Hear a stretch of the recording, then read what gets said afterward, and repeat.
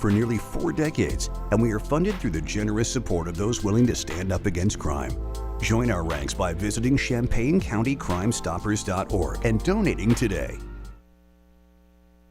You're listening to WSJK ESPN 93.5 Tuscola, Champaign-Urbana, your home for the St. Louis Cardinals.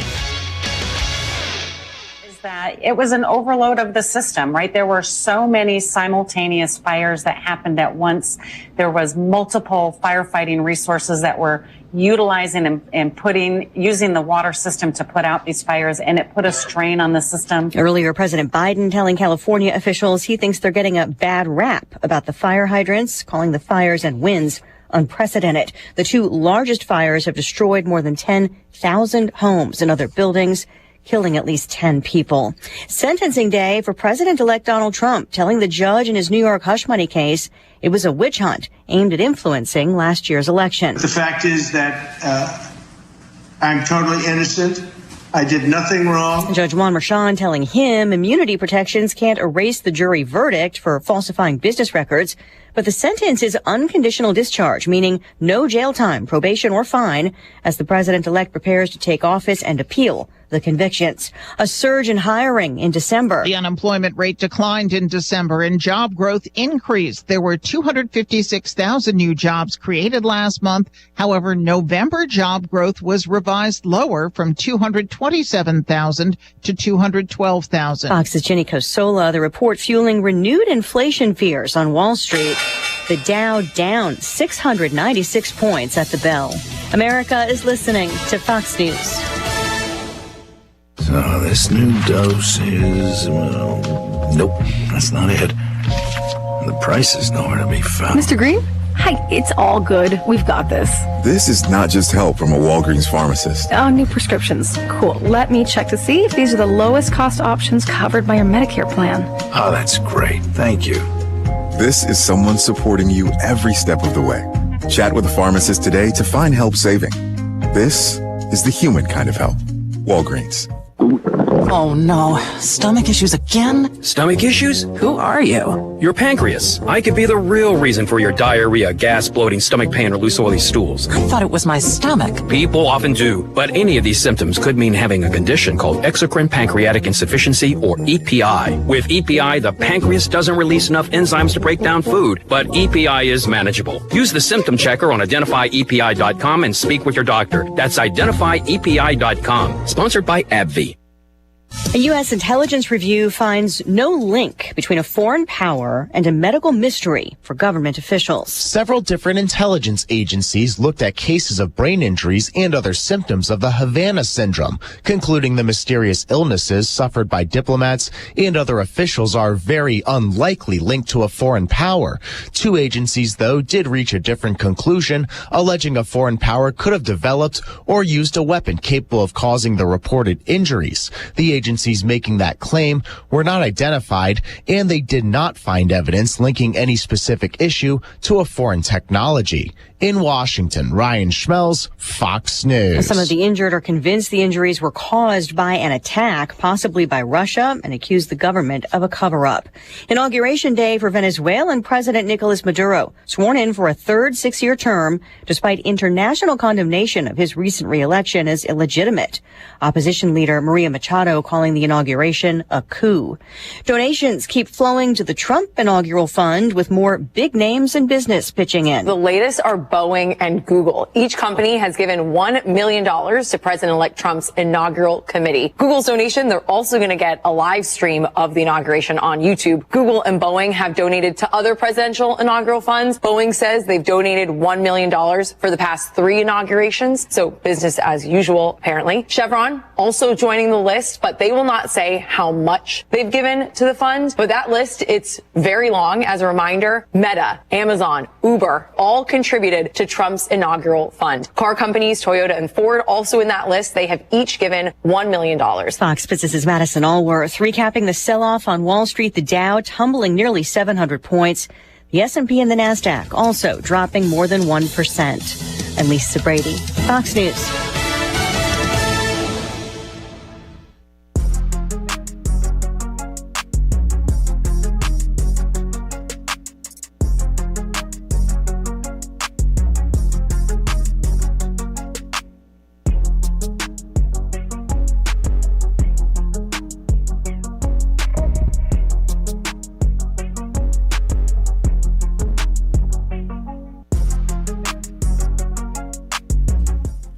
Hey, what's up? Happy Friday. It is The Drive with Tay and Piper, ESPN Radio 93.5. Derek Piper, Joey Wagner, my guest co-host today, in for Lante.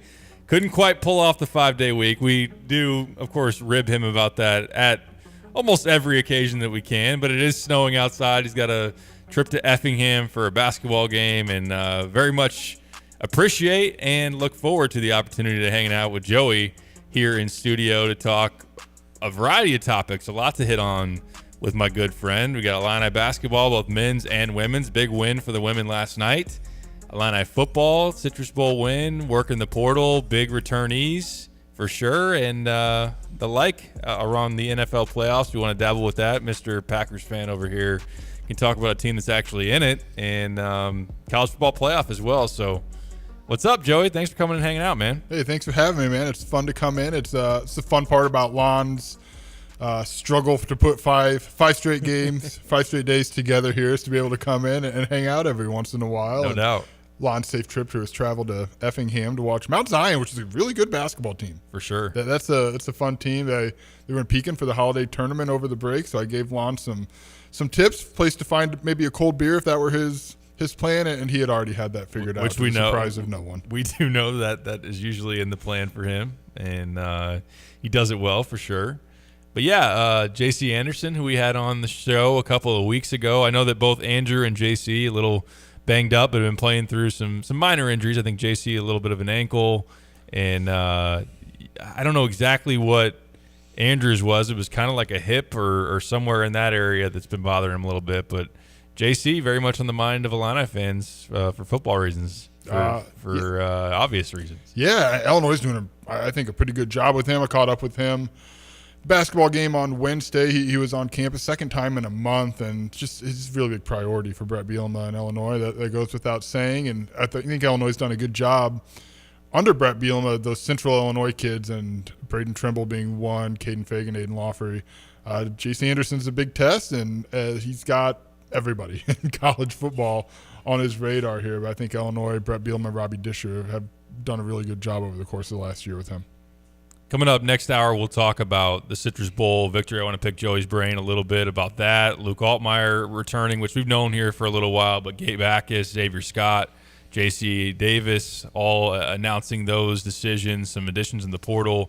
And if you got a question for Joey, feel free to fire that in. 217-359-2255. Hit us up on the Max Twin City Recycling text line. I wanted to start with basketball. You and I were at Brad Underwood's press conference today.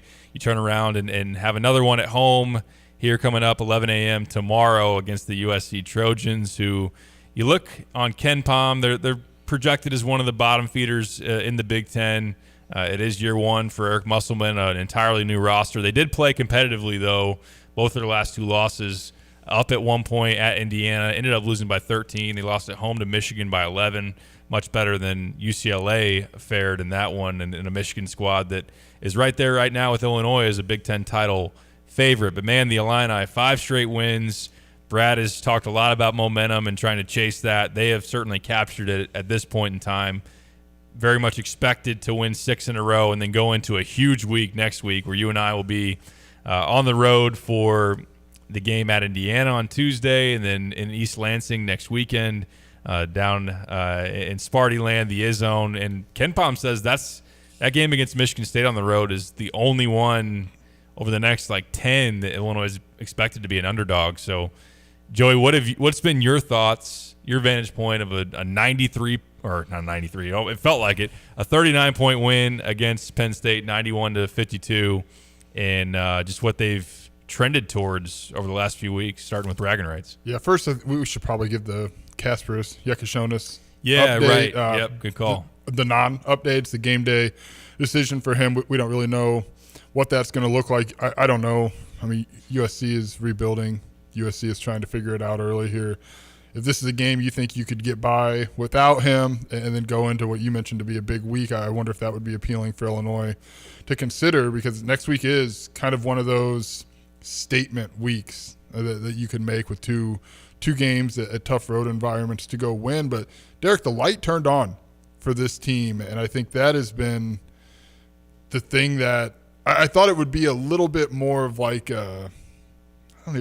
Like it'd get a little brighter. It'd start dimmer and get a little brighter, but it just went from off to not really, maybe half on. And now it's just like, whoa, this team's got a lot of things going right for it. Yakashona's a huge part of that, but even Kylan Boswell, the way he's playing. Trey White, Derek, I know you were out in the Pacific Northwest for almost a week, and that was his moment, his kind of coming out party there, and he's been exceptional for Illinois here in these last handful of games and looks to be really settling in. Ben Hummerkaus, I don't know if you heard, but there are some people frustrated with his first couple weeks of the regular season, and he's got this thing. He's doing what Illinois brought him in to do, and he's making three-pointers. You can see the gravity that he has, and defensively is it, though, right? Like we can talk about all these players individually and what they're doing offensively. This team, as much as Brad Underwood says they had defense in mind when they built this thing, this was built to be an offensive machine. We know, and you should watch how this kind of all came together in the offseason, but what they're doing defensively, I think they're number 7 right now, Derek, and Ken Pom in defensive efficiency. I think number 4 in effective field goal percentage. And you watched Mike Rhodes come in on Wednesday, and he looked like he had just seen a ghost. The way it was a 38-6 run, and it's funny listening to him because he said, they force you into tough twos. It's everything Brad has yelled in the microphone about for however long it's been, about what they do philosophically, defensively, and they're firing on all cylinders on that side. Yeah, and that's not a bad Penn State team. It's one that has been in position right now to have a chance to go to the NCAA tournament. I know that certainly as of right now, they're probably a bubble team that was still a lot of work to do, but not a team at the bottom of the Big Ten like a Minnesota in previous years or whoever it might be that you're expected to annihilate them. Like Missouri last year or the year before, when that's a squad that's not even going to sniff an NIT. Like this is a quality Penn State team with a good point guard and Ace Baldwin and the ability to go toe-to-toe with you, and they just smacked Purdue in their opener of the Big Ten conference slate. So to do that to Penn State certainly played a role in how egregious those struggles were to be on the other side of a 34-4 run. But I too was looking at Mike Rhodes' words, and I was going to write up something on the defense here, and I pulled a quote from him. And one of the things that he said, and I just kind of shook my head because this is something that we would never expect a Big Ten coach to say, a high major coach, maybe even anybody to say about Illinois going into this season. He says, it takes a mentally tough team and a physically strong team to weather the storm of that defense. Can you imagine anyone saying that after what we saw at Ole Miss against Alabama? Brad Underwood himself being like, we can't guard 7th graders if we tried, and those type of things. And you know that Brad was trying to light a fire and really challenge his team to have them strive for more and more. And he put a lot of weight on Kylan's shoulders, which it's paid off really, really well because Kylan's taken on a leadership role, and he is that talented as far as his defense goes. But that has been the primary storyline to me too, Joey, is that what this defense has become. They're fantastic in a bunch of the metrics, at the rim, rebounding, forcing teams into the shots they want them to take, which is the tough twos. They don't give up very many threes, and it's just been a number of different guys beyond Kylan that have showed really well as individual defenders. Tommy's become a really nice rim presence. Merez, we knew that he was capable of that. He's done that as well. Ben's been improved. Trey can defend on down the line, and I think that helps a team that is becoming more and more consistent as we've seen. And that Mike said it there, like they're a squad that you worry about how they're going to guard you and get after you going into a game, which is it is so far away from what we expected going into the year. That's been really impressive. Yeah, I'm going to put you on the spot for a second, Derek, because you're a lot smarter than I am about this stuff. But why are they able to continue, like for all the personnel changes? We've talked about these personnel changes every offseason, right? There are similar profiles, positional size that they look for, but it never really, what they do defensively doesn't waver. Like it's not like, there was that 1 year post Kofi, oddly enough, that they blocked everything. I mean, it's like a 10% block rate, and that was Matthew Meyer, Coleman Hawkins, all the length, and Terrence Shannon, the length they had on that team. But every other one of Brad Underwood's teams profiles almost the exact same. So what have you seen? Why are they able to do the same exact thing every single year with almost no variance in terms of what else they do. This year's block rate is closer probably to that Meyer, Coleman Hawkins, Terrence Shannon team, but otherwise everything else is almost copy and pasted from year over year. Yeah, it's a good question. I think one thing that stands out is pretty much year in and year out they've had a high level perimeter defender like a Trent Frazier. Terrence became that, especially last year, and then this year Kylan, kind of the head of the snake, as Brad likes to say, as far as like a tone setter, and can take away maybe your best player, or at least force them into an off night more times than not. They've been really aggressive through the years about limiting 3-point looks. Why can't teams do that to Illinois? That's what I don't understand. Like, Illinois does that so well, but teams don't take that away from Illinois. So that's a gap there that I'm not smart enough to know. It's probably harder to do when Illinois has, in a lot of instances, 5 guys that can shoot it, and that's not always the case. In different opponents, you'll see like Tommy being somebody that steps out and shoots it like that. And you can have a game plan against a Kasper Shakachonis, and then he gets by your first defender, and you're kind of in scramble mode. Like, you either got to go help and cut off a shot at the rim, or if you give it to him, then obviously that's an easy 2 points. So, I think that just the marriage of good perimeter defense with getting out to the 3-point line, especially against guys that you want to get out to, and then rim protection. That's something that has changed really drastically from last year, and that they didn't have the rim protection. And Brad said today, which we'll play some of what he said later in the show from his press conference, but mentioning probably the best rim defense we've had, I would say definitely since Kofi.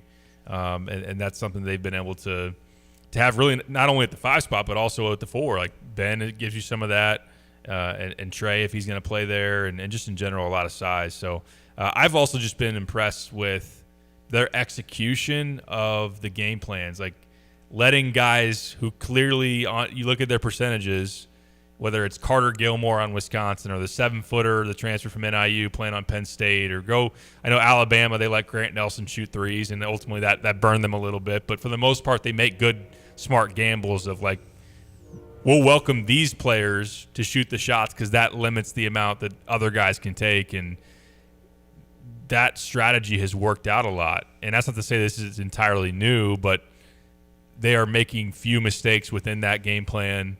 And recently it's just been hard to get easy stuff against them, and especially at the rim. And that's changed, how tough it is to execute against that defense. Yeah, it's to the point I remember watching. You were traveling to Alabama. I was watching from home, and when you see them not close out, it takes you a second to be like, what are you doing? Like, why aren't you closing out? And the reason is because they would rather get the rebound, right? Like, there's no reason to go out and contest some of those. So I think that took a little bit of an adjustment when you're watching this team to know that, okay, they're not flying out on a shooter because they want that all day, and they would like to bait some of those non-shooters into putting more shots up. And you're right. I think the way that they're following the game plan, Brad said, I asked him about this team and kind of, after Oregon, he said, we have those nights. Those nights happen, and he tries to chalk them up to like, don't get caught up in this. Those happen. Then it happened again against Penn State. So it's like, are you getting closer to kind of peak team? And I didn't mean like if you peaked in January, but are you pushing closer to that? And I only bring that up because he said, we're not even close because we missed all these open threes, and they did early on. That thing could have gotten a lot more out of hand against Penn State, and they missed shots at the rim.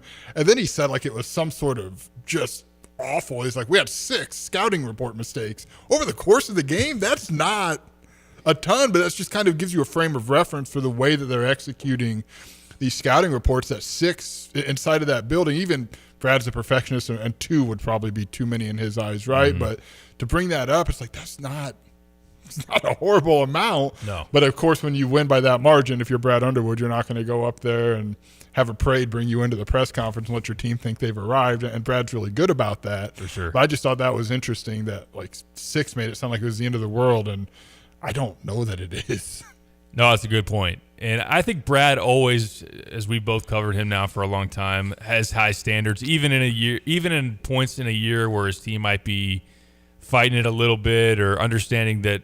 And we talked about this going in. I wanted to get your thoughts on this some. And Lon and I have discussed it over the last few days a little bit, but the process with this team, with so many new guys, and understanding what the ceiling was, and understanding that this team in February and March would be different than it is and was in November and December. And certainly they had some roller coaster moments. Like obviously Alabama was some of that. I know the score was 100-87, but large stretches of that game, Illinois was very much at arm's length, if not farther away than that. And just we're outclassed a little bit as far as that point in the season against Alabama. And Northwestern, you blew a lead you shouldn't have lost. And Tennessee, you couldn't quite seize that Quad 1A win when it seemed like there were plenty of factors working for you to be able to get that. And I thought that it would be, all right, we'll see the upside, but then we'll have a game remind us of why they're very young and they have so little college experience, and it might be a loss at home to a Penn State or whoever it might be. Obviously, it didn't happen that way. But you and I discussed this a little bit before the show, and I think we're on the same page about it. I want to get your thoughts about it.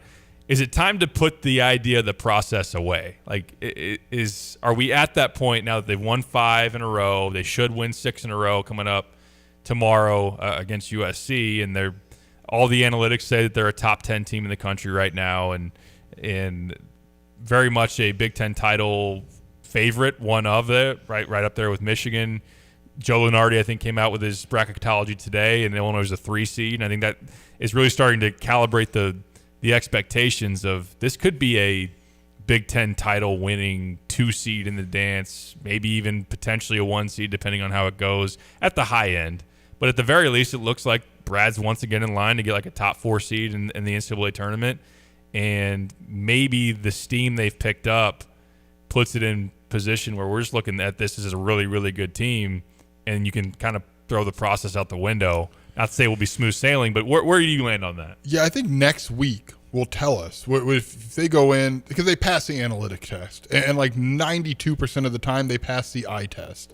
But I think if you go in next week and you win at Indiana, and I'm not trying to make Indiana sound like it's, a top 3 team in the Big Ten, but it's still hard to go into Bloomington and get a win against the Hoosiers. If you can go to Michigan State and if you can get a win, I think then it's like, okay, maybe so. But then the more I thought about that, I know it's something you and I had talked about before the show, what if the process just looks different?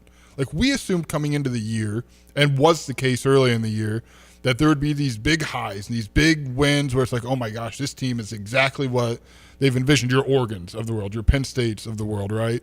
And then we assumed, like, you saw Northwestern, you saw Tennessee, but what if the process now is maybe the signs of it aren't necessarily a close loss, but a Washington, where there's stretches where something is not fully clicking, and it's not the best game they've ever played, but they're still talented enough, they've still put enough pieces together that the process doesn't have to be a loss. It can just be a win where maybe it doesn't look very comfortable against teams it should look comfortable against.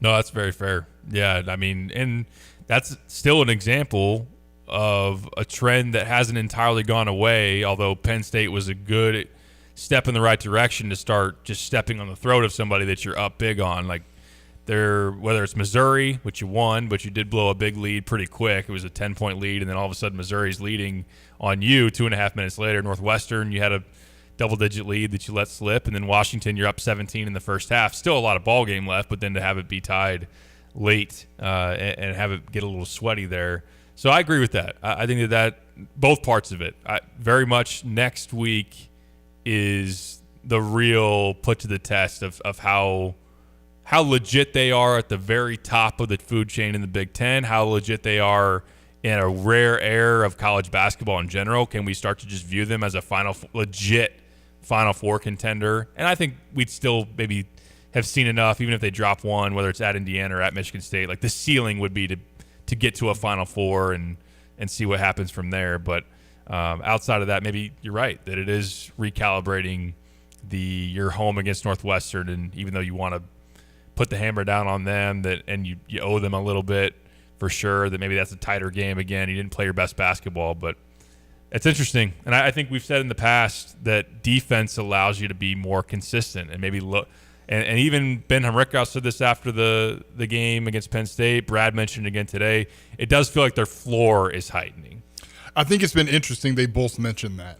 Yep. I don't think that's an accident, and I'm wondering if that's conversationally if they've had that, because to have a player and a coach say that when they're not in the same room as each other and they're 2 days apart makes me wonder okay, is Ben just thinking like Brad Underwood, or Yeah. is this something where they're collectively recognizing that the ceiling is still, and this kind of sounds like something Brad might say, right? Where For sure. the ceiling is so far away still, which is a good thing, but you can see this floor raised, which would be that recalibration of what the process is or how it looks, and that's not to suggest Illinois is going to win out, right? That's foolish, but I just think you can see the process in ways that don't always have to be one of those gut-wrenching losses that has us locking our message boards for 18 straight hours. There are times where I'd like to do that. It has been a while, though. It's been a good time for Illini fans on the football side, men's basketball, and then women's basketball last night. We're going to talk to Calamity McIntyre, assistant coach for Shauna Green's squad there after a big win over Iowa. A ranked Hawkeyes team came to town last night, lost to Illinois 62-57. That's a big victory for the Illini, who needed one in the Big Ten, who we've talked, Lon and I mentioned yesterday, I believe, or the day before, Makira Cook. And There's only 4 days to choose from with Lon. You're right. Gretchen Dolan being both out for the year, and obviously we know what Makira has meant to the program in the last few years. And Joey, you were at the game last night, and you cover this program very closely. Just initial thoughts. I know we'll get Calamity's breakdown here pretty shortly, but what that win meant, and just for the team to have a dark cloud, or just everybody just kind of like, oh man, that stinks so much for a team that you thought would get back to the NCAA tournament, and not to say that they couldn't, but losing a Makira Cook in particular is a big blow for that squad. Yeah, Kendall Bostic really said as much, that everyone kind of counted us out, and that's where we thrive. And let's be honest, Kendall Bostic and Dahlia McKenzie have been on teams where counted out before Shauna Green got to town. And even that first year, no one really thought Illinois was going to be, what it ended up being. I thought defensively they were excellent last night and held Iowa to a season low in points, a season low in field goal percentage. Kendall Bostic had a double-double, played every second of that game, and just a short bench. I mean, it's certainly been a long few weeks. Shauna Green said as much after the game. But Kendall Bostic is an undersized 5. That's a story we've said 150 times when talking about Kendall Bostic. I thought her defense in the post was really, really good. Adalia McKenzie was exceptional on Lucy Olson. She saw Lucy Olson, obviously, when Lucy played for Villanova back in the WBIT championship game. And then now for Iowa, she was really, really good. Olson had 16 points on 16 shots, and at least 7 of those came when McKenzie was either switched off or on the bench. So defense, that's what Shauna wants his team to be about, is defense, and they put together probably their best game of the season on that end. And then it's kind of clutch buckets from all over. I thought Kendall Bostic obviously was so good. Genesis Bryant had a big 3 and free throws at the end. I thought Barry Wallace came off the bench and gave good minutes. Dahlia McKenzie, offensively, she still scored in double figures. Just kind of put it all together there. And Shauna's very even-keeled about things. She's not one who's going to make this win bigger than that one, but she kind of put down the guard a little bit last night and said how bad she wanted this. And obviously comes a day after it was officially announced that Cook and Gretchen Dolan are out for the season. So to kind of come out and respond in that way was big. And even beyond that, they had lost 2 close games. They lost at home in a close game to Washington. They let one slip away in Minneapolis. I think they were kind of ticked off about how they didn't execute in key moments in that game. So it's kind of all built. It wasn't just the injuries. It wasn't just 1 or 2. It was a collection of things. And it's the first time, Derek, covering this team that I've heard the shouts from their locker room when we're up in the media room. There's the whole floor away. I mean, it's not like you hear a lot of there's enough distance there that you don't hear anything. And we've been in the room with Brad Underwood after losses that you would think you could hear him from Muhammad, right? That's right. But that was the first time I'd heard, so you knew that one meant a little bit more for Illinois. Let's dig in more on that victory against the Hawkeyes and the fact that Illinois moving past a tough break with Makira and Gretchen, and being able to have a spectacular performance from Kendall Bostic, and just to beat a ranked team at home and get the momentum back going in the right way. We'll talk to Calamity McIntyre about that victory and pushing forward for Shauna Green's squad, as of course they're trying to get back to that NCAA tournament. And right now their net ranking has them as a tournament team, and still plenty of work to do, but that was a big win last night. 217-359-2255. Hit us up on the Max Twin City Recycling text line if you want to weigh in. We'll be back with Calamity McIntyre when we return. This is The Drive. Take charge of the years ahead with a smart, sound investment strategy and business succession plan. Busey Bank's business and wealth management experts help you envision your best future with powerful insights and proven strategies. Building business and growing wealth since 1868. Busey Bank, proud to be the official bank of the Fighting Illini. Member FDIC. Actually, I called a provider. It was just going to be a while before I could have service, and I couldn't wait, so I was recommended to Classic. Professionalism, their dependability, credibility, and the service technicians. I wouldn't ever call anybody else. I truly believe that after people have experienced other companies and then given us a try, they can clearly see the difference. Visit ClassicPlum.com. Sarah Champagne's Ben Quattrone on keeping his employees. It's got to be the place to work. We have to pay the best. We have to treat people the best. Some of the guys wanted to order pizza the other day. Well, we bought 30 Papa Del's pizzas. BMW had the best month they've ever had. They said, can we have a cookout? Saturday, I cooked like 50 ribeye steaks. And they were expecting like cheeseburgers, burgers and hot dogs and stuff. Like, if I'm eating steak, you're eating steak. We both eat steak, we both eat hamburger. Learn more at sarahchampagne.com. At Carpet Weavers Flooring and Furniture Gallery, we're flooring people with amazing service, great design advice, and unbeatable selection and the best prices in town. It's the perfect time to update your home with waterproof flooring, carpet, hardwood, tile, and more. Then complete your rooms by shopping our incredible selection of furniture and accessories. We also offer great financing options. Carpet Weavers Flooring and Furniture Gallery, we're flooring people. You mentioned lawnmowers. Can I buy a Dixie Chopper in January? Oh yeah, there's still a couple of great, gently used, well taken care of. One of them was actually Gail's mower from last year that he used, that he's got in. It's got a couple hundred hours on it. It's really an excellent machine. It's like new. You're not going to find a more well maintained. I bet. And of course, when he's wanting to get the most out of it, and he's not turning it up. You know, if something looks off on it, he's going to get it fixed, and we've maintained that and done well with it. So that's a great buy for somebody that's looking for a bigger, even a commercial guy, somebody that wants to get started in the business. Mm-hmm. That's the thing to do right there. The warranty's still intact on it, so we're looking to move that. We've got a few new mowers in the shop and ready to go. Just talk to Andy at Dedicated Diesel, 1313 Triumph Drive in Urbana. You can give him a call at 217-328-0562.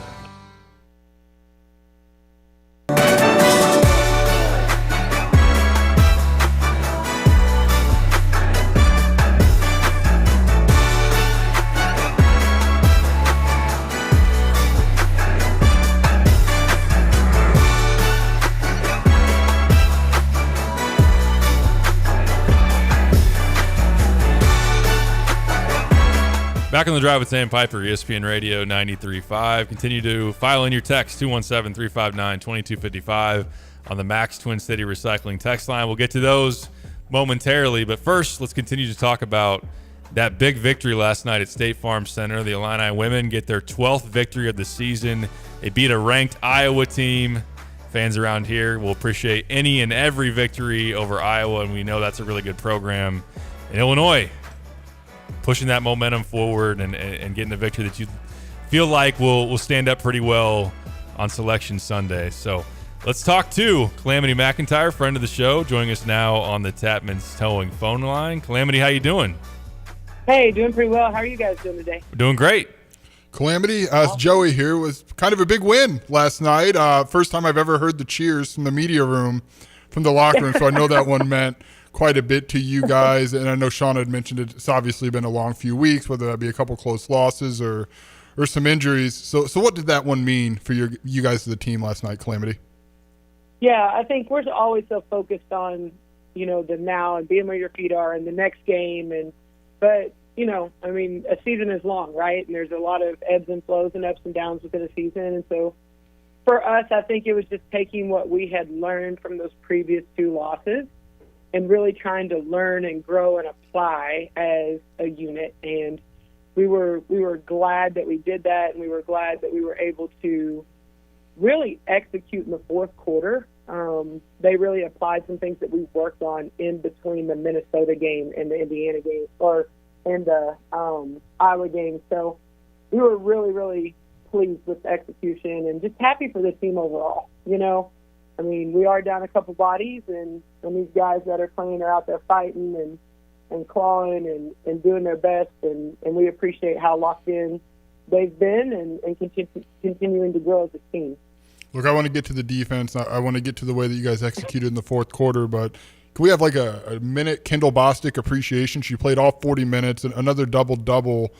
She's got athletic tape all over, and she goes. And I thought she was just really good defensively, had a big and one late. I mean, what's left to say about what she's been able to give you guys over these last 3 years? Yeah, I know you guys hear Coach Green talk about it a lot, but, like, if there is a space to go with the word consistency, it is Kendall Bostic. I mean, she shows up every single day just like you guys saw her last night. I mean, she's locked in. She's physically giving everything she's got. Her leadership has become just, I mean, she just keeps leveling up leadership-wise and the toughness category. And just, I mean, I don't know, year one, we were like, okay, post defense, like she's growing, she's getting better. And then we go get Hobby, and so it relieves her from that a little bit. And then, unfortunately, with Letty's injury, Kendall moves back to the 5 fairly quickly this summer. And so, she has improved even so. You mentioned the defensive piece. She's just improved so much, even defensively. And, I mean, she's a gem. I'm so grateful to coach her and be around her, and she's just even better person, like awesome individual. So glad Kendall Bostic stayed at the University of Illinois and is on our team. Calamity, to hold Iowa under 60, that was their season low. And obviously Lucy Olson, one of the top scorers in the Big Ten. She needs 16 shots to get 16 points, had 5 turnovers. Just what does that say about your defensive performance and what that can maybe mean pushing forward in the Big Ten? Yeah, we were really impressed with how we defended last night. Adalia McKenzie, we believe it to be one of the best defenders in the country. And to do it rep after rep on, a kid like Olsen, or on any given night, Adalia's guarding the best guard, right? She did a tremendous job, but then also have Jasmine be able to go over and guard her a little bit. And then, in transition, whenever somebody gets switched on her, just total team effort on the defensive end. And we did. We executed on that end, too. Our ball screen coverage was much better than it was the week previous. And just the level of physicality and toughness. She only had 6 points in the second half, and we always talk about cumulative effect, right? Like, it just ends up wearing and wearing and wearing on players with that level of physicality. So super, super happy for our players to hold them to that. And we needed to, right? Like, if we're not scoring it at a super high clip, we're going to have to, keep ourselves in games with our defense and our rebounding. And at the end of the day, that's our staple. That's what we hang our hat on. And hopefully we can continue to put a few more points up on the board. Calamity, you mentioned the depth, maybe struggles or just having to finesse that without as many bodies.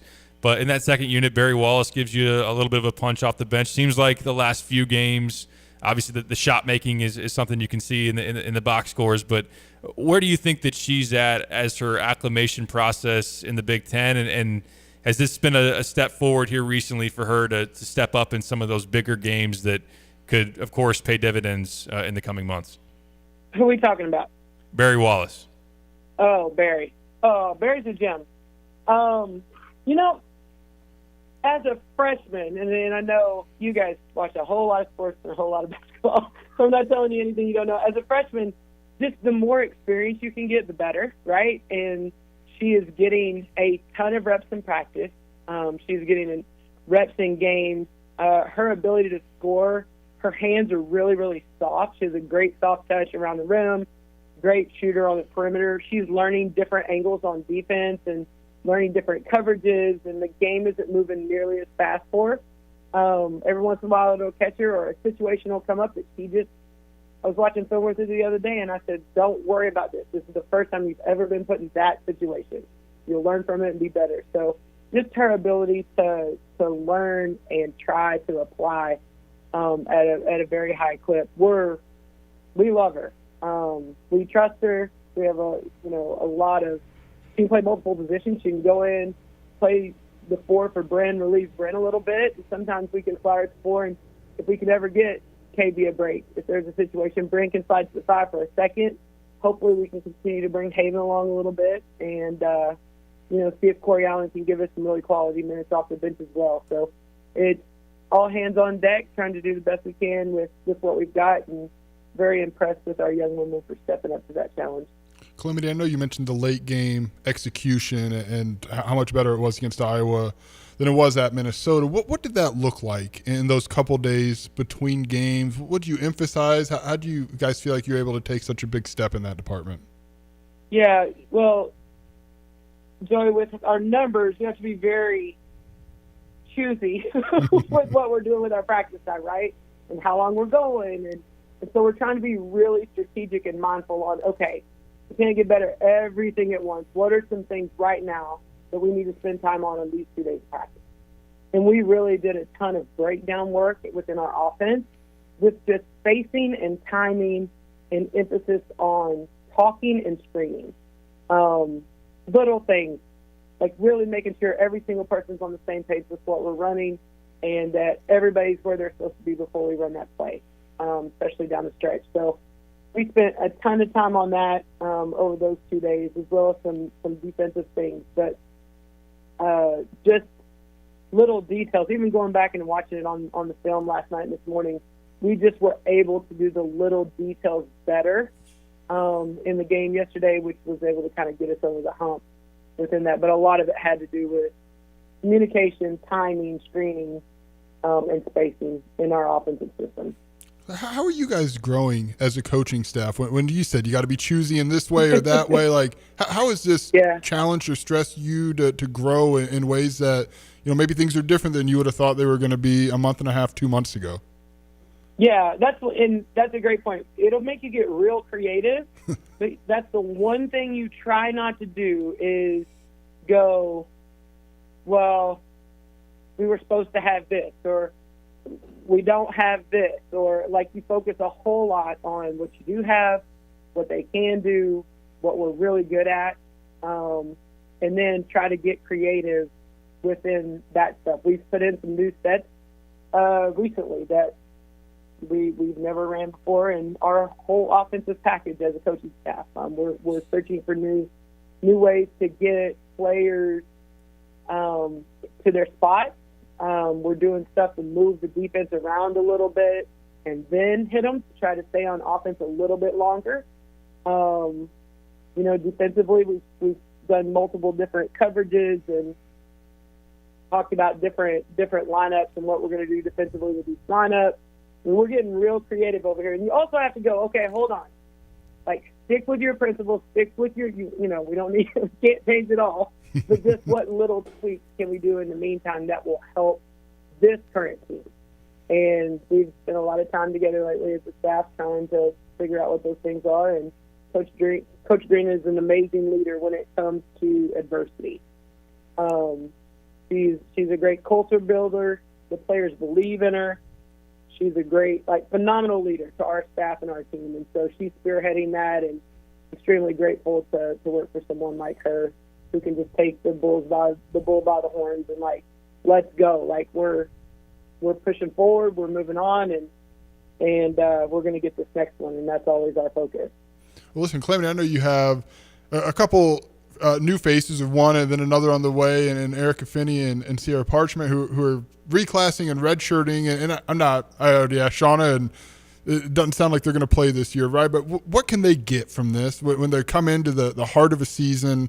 Obviously, time in the strength and conditioning program. What's beneficial for your guys' system to get players there that semester early than they would ordinarily be there? Yeah, I think, Erica being 17 years old, she'll turn 18 this month. Getting acclimated, number one. Having this group, having 5 seniors on this team who have been in this system, learning from their leadership. I mean, an opportunity to learn from a Kendall Bostic when next in the summer she won't be here. I think some of those things are key. You mentioned getting in with Kylie in the weight room and really starting to develop that strength and conditioning piece. The nutrition piece, absolutely huge. And then getting ahead academically too. There's so many different aspects of it, socially, academically, athletically. But I think right now during this specific time, Erica comes in and, we do have some adversity right away. And I think it's awesome for her to see how we handle that early, right? Because, when players come in the summer, they're getting acclimated and they're sore and this and that, but the team's always doing fun things together and hanging out, and there's all this time. And right now there's some adversity early, and she's getting to see that, the steps we take when adversity hits and the way we conquer that and go at it full on, and how we don't back down from anything, and we stay together and we keep pressing forward. So I think there's a lot of lessons to be had for her and Sierra Parchment whenever she arrives here in the next week or so. A few more minutes here with Calamity McIntyre on the Tapman's Towing phone line. She's, of course, the Illini women's basketball assistant coach.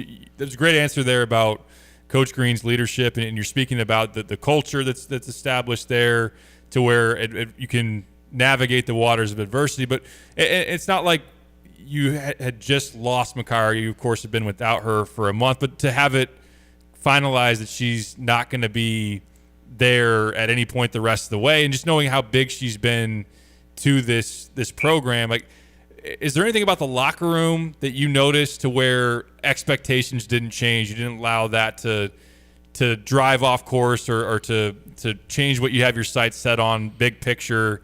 What'd you notice about that to where this team still had the ability to navigate through and the motivation and certainly to then respond and have the win like you had against Iowa?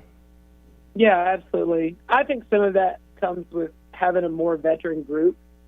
There's been different times throughout the last two seasons, our first 2 years, where we did have to play without a Makairo, or we did have to play without Jen, or, but obviously it's a little bit different, right? Those are short stints and very short moments.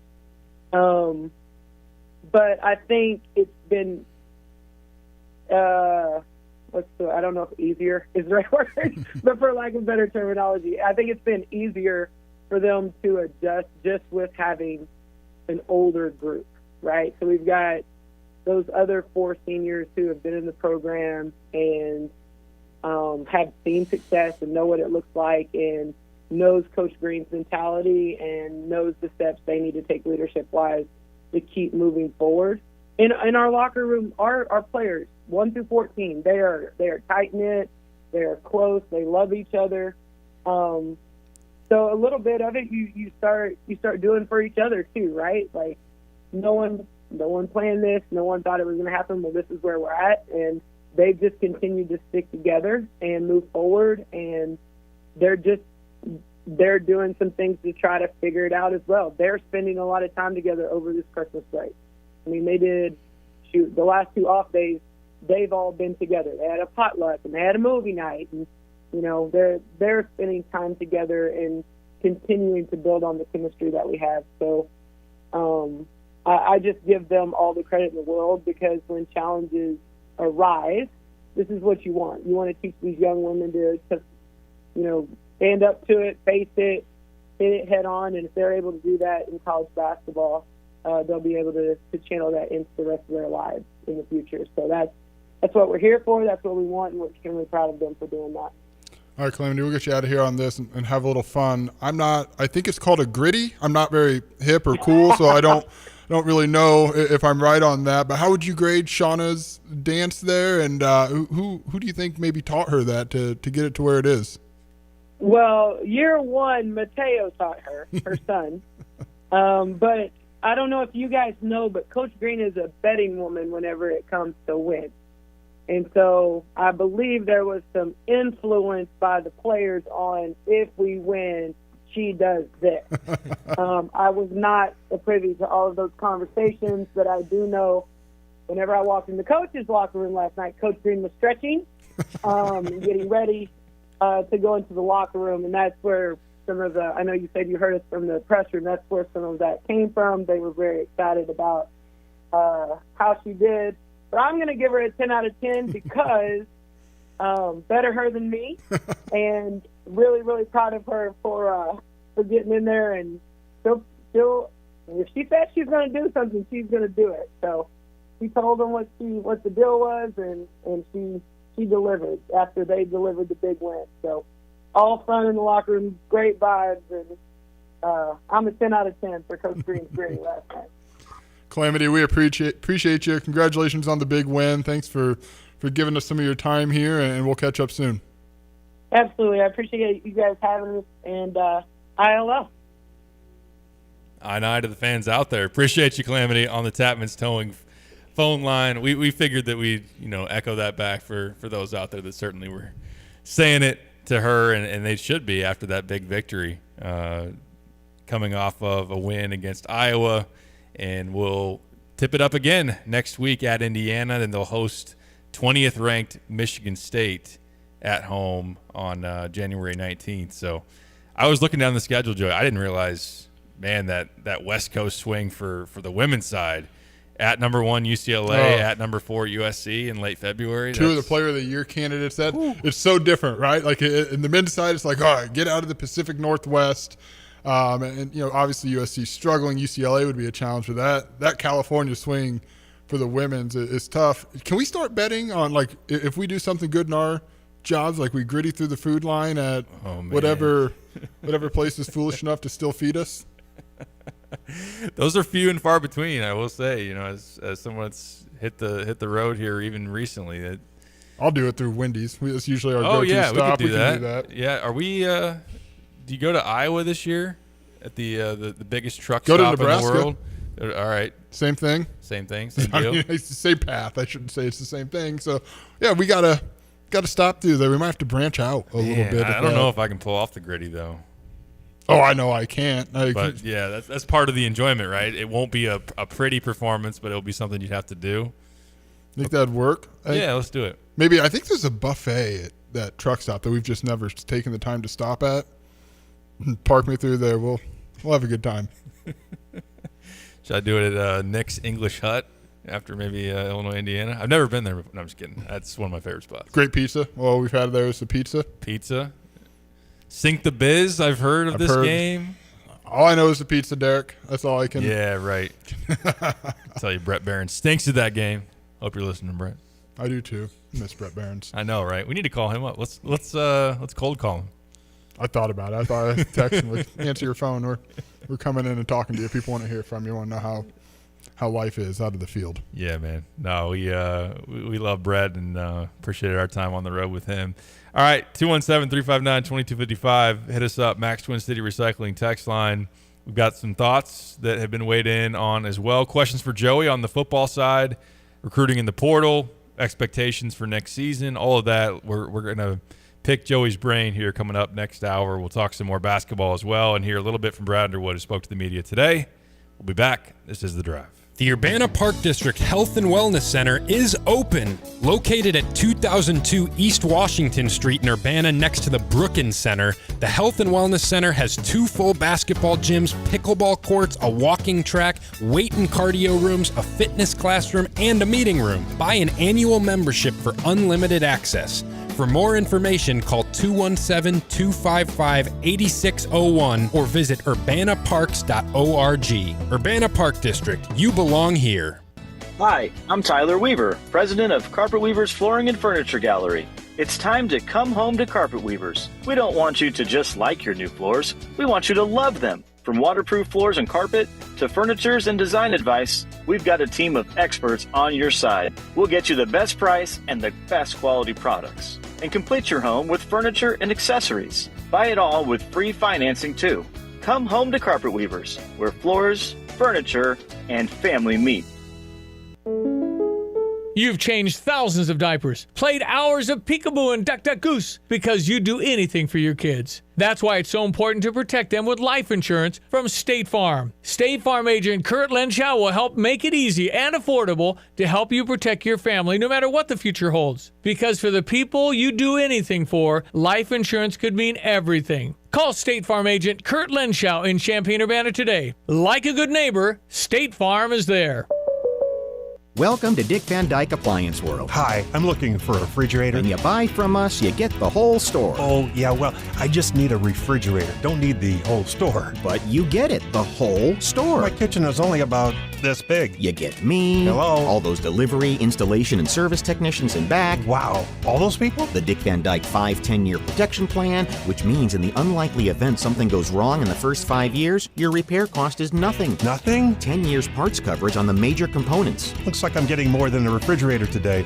How much does this whole store cost? Nothing. Come on. For real. We guarantee to beat any competitor's deal, all that other stuff we talked about, like our service tax. And your 5-10-year protection plan? All included. I'm Dennis Freakin, chairman of Dick Van Dyke Appliance World. And when we say you get the whole store, we mean the whole store. Wow! Dick Van Dyke Appliance World. When you buy from us, you get the whole store.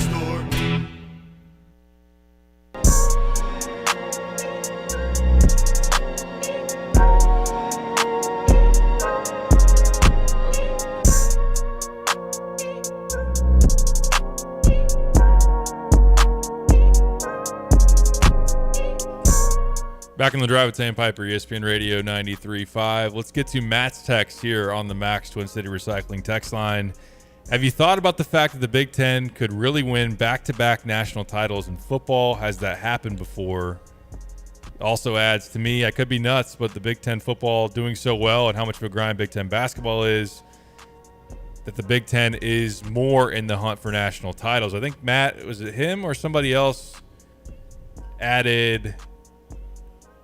Oh, yeah, he was mentioning yesterday, too, about the back-to-back in football, and I know some Illini fans out there right now feeling in basketball that is on the table to finally break that long drought for the league, most notably because of their Illini, but Michigan certainly in the mix, and there's still a lot of basketball to be played.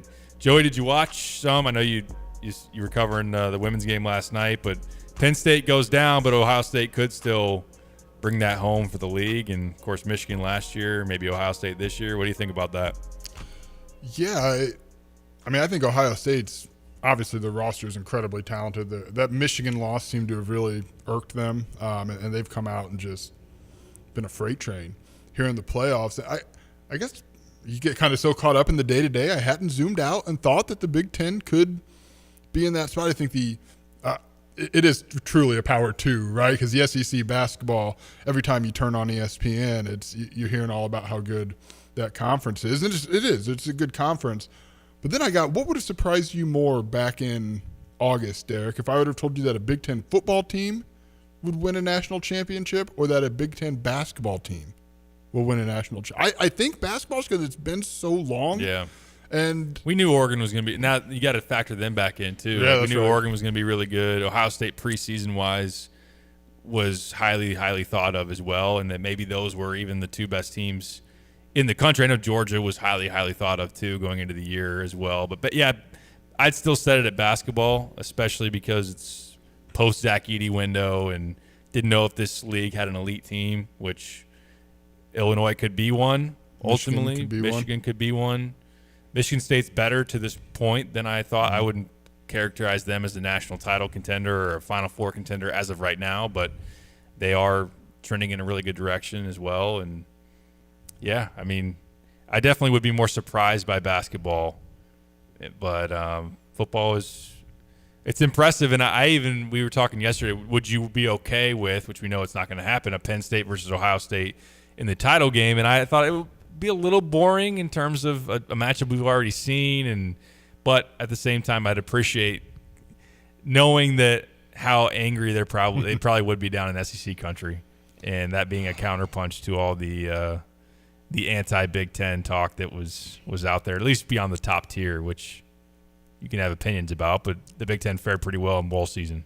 Yeah, I can't wait to hear how that conversation goes next August. Is it the same? It's just a down year for the SEC, but listen up, everything's happening now, and I don't know how that's going to go. I also would have probably said basketball because the NCAA tournament, there's more randomness to it, and I know fans don't really like to hear that because until last year, that randomness at times really cost Illinois a second weekend, but there is, and it's really, really it's why it's so fun to watch. It's those things happen. So basketball gets the nod, but the fact that Big Ten football has really – it's funny. The fact that Big Ten basketball or football and SEC basketball have kind of closed the gap on the other, that's been an interesting development to watch. Good point. This year. And it is. It's a power two, and I know Notre Dame is an outlier in football. I think they were like the hottest free agent in realignment a few years ago, and probably would remain that today if that opportunity came up. But it is cool to see that happening. I think tonight's game, Ohio State Texas, is going to be awesome. I think Arizona State would have been a more fun story to get to this point, but I think the better game is what's going to happen tonight. Then, Notre Dame and one of those two teams in a national championship game. I feel like the 12-team playoff has delivered in a way that we had hoped it would. I still think there's things to work out and tweak with it. I would like to see the first 4 teams not be punished for not having a home game just because they were too good during the regular season. Find a way to get, Oregon or Boise State or Arizona State or who am I missing? Georgia. Find a way to get them a home game because it's awesome. Games on campus like that are really, really fun. I don't know how you do it. Someone smarter than me can figure that out, but it's been a fun playoff, honestly. Outside of those blowouts, you can argue about the seeding and how to make that go. Do you just give it straight to 1 through 4 instead of conference championships? But as Big Def mentioned, revenue sharing pot would have. Admittedly, I didn't think about that. Yeah, Big Ten would have some pretty good coin for Penn State, Ohio State in the national championship game. Good point, Def. That is a good point, no doubt about it. We'll talk more. We can get some maybe thoughts on predicting the Ohio State and Texas result going into tonight, as well as some NFL playoffs. Is Joey going to pick his Green Bay Packers to advance? No, spoiler alert. But ultimately, let's talk some Illini football and what that looks like going forward. We'll also hear from Brad Underwood, who spoke to the media today. Joey and I were both there for that press conference. Stick around for that. We'll be back. This is The Drive. You're listening to WSJK ESPN 93.5 Tuscola, Champaign-Urbana, your home for the St. Louis Cardinals. Bloating, stomach pain, or loose oily stools. I thought it was my stomach. People often do, but any of these symptoms could mean having a condition called exocrine pancreatic insufficiency, or EPI. With EPI, the pancreas doesn't release enough enzymes to break down food, but EPI is manageable. Use the symptom checker on identifyepi.com and speak with your doctor. That's identifyepi.com. Sponsored by AbbVie. TikTok gets its day at the U.S. Supreme Court, hoping to block a federal law set to take effect 9 days from now that could ban the app in the U.S. Lawyers for social media app TikTok tell the U.S. Supreme Court the law forcing it to sell the company to U.S. owners violates its rights because it won't be able to use the China-based parent company's algorithm. Justice Kavanaugh questioned. What happens after January 19th if you lose this case? Can you just spell that out? At least as I understand it, we go dark. But U.S. Solicitor General Elizabeth Prelogar says going dark doesn't have to happen, that TikTok is just simply refusing to sell. Even if that were to happen, Congress specifically anticipated it and provided authority to lift these restrictions as soon as there's a qualified divestiture. TikTok is asking for a temporary injunction extending into President Trump's new term. Eben Brown, Fox News. 2 baseball fans aren't allowed to attend any more games at major league ballparks after interfering with L.A. Dodgers outfielder Mookie Betts during a World Series game at Yankee Stadium.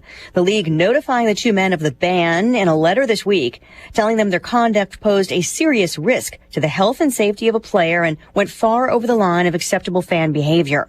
Betts was grabbed while leaping into the air to make a catch. MLB warning the 2 men they'll be subject to a trespass arrest if they're found at any league property or event.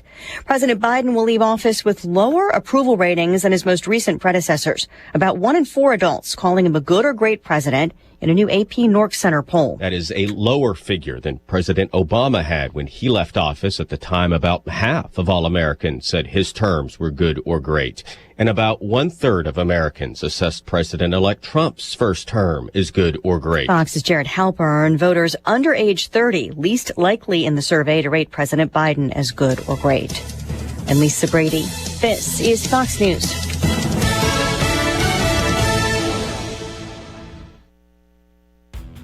Are you tired of shivering in the winter? Look no further than your local heroes at ABC Heating and Air Conditioning. Hi, this is Gina inviting you to give us a call at 217-352-5400 to book your appointment to make sure your furnaces run safely and efficiently this winter. We've been proudly locally owned and operated and have been serving our community for over 50 years. ABC, always be comfortable. Call me 217-352-5400 to book your appointment today or go to abcheatingandac.com.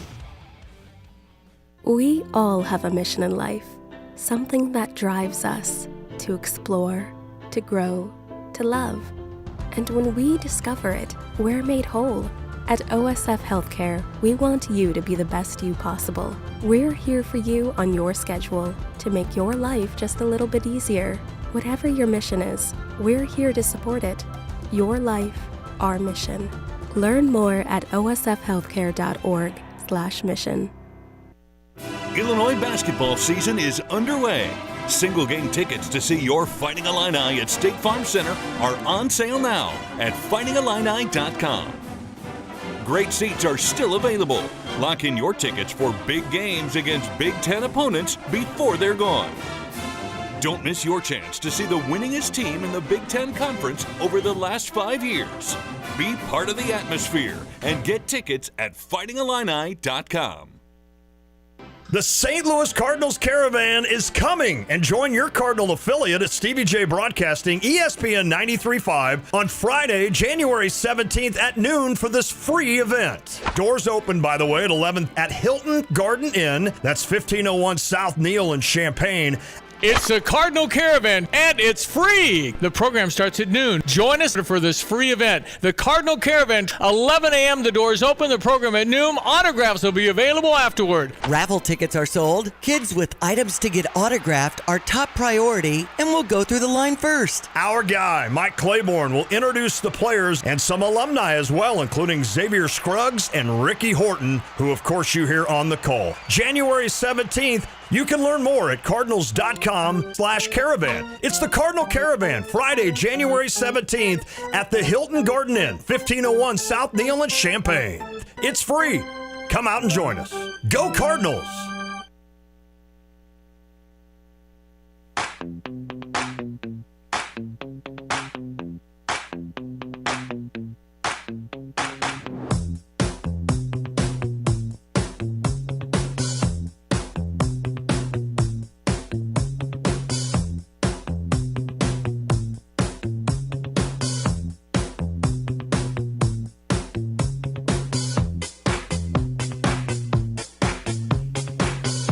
It is The Drive with Sam Piper, ESPN Radio 93.5. It is a Friday. We're going to have to tip one at some point for all those out there and maybe at home after a nice long work week following the holidays and it's snowing outside and you're just going to gear up for some college football playoff action, some college basketball tonight as well. And snow is continuing to fall out here in Philo and Central Illinois. So definitely the feel of January, of basketball season, and we'll get it over to State Farm Center tomorrow, 11 a.m. tip-off. We'll give you our predictions. Illinois and USC. Joey, I looked on KenPom. That's a 16-point spread, according to KenPom, for the Illini versus the Trojans tomorrow. So another big one, another very much expected take care of business, and then go on the road next week.